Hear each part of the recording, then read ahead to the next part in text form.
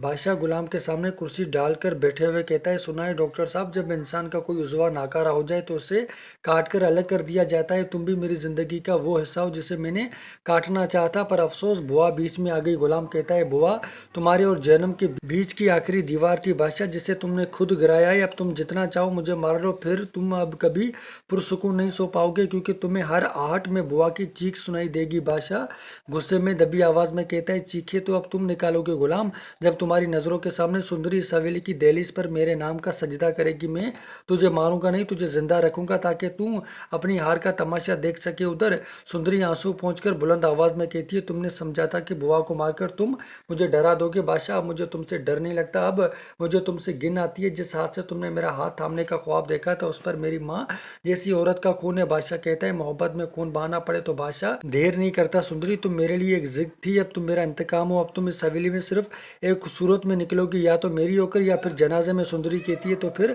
जनाजा तैयार रखो बादशाह, क्योंकि जिस दिल में गुलाम रहता है वहाँ तुम जैसा कातिल कभी कदम नहीं रख सकता। उधर खुर्शीद कहती है, जानदाद मुबारक हो तुम्हें, तुम्हारा बेटा तुम्हारे नक्शे कदम पर चलते चलते तुमसे भी आगे निकल गया है। तुमने सिर्फ मोहब्बतें छीनी थी, इसने तो अपनों का लहू पी लिया। मेरे दोस्तों आज के लिए बस इतना ही। अब अगर वीडियो पसंद आई हो तो करो लाइक और साथ ही सब्सक्राइब।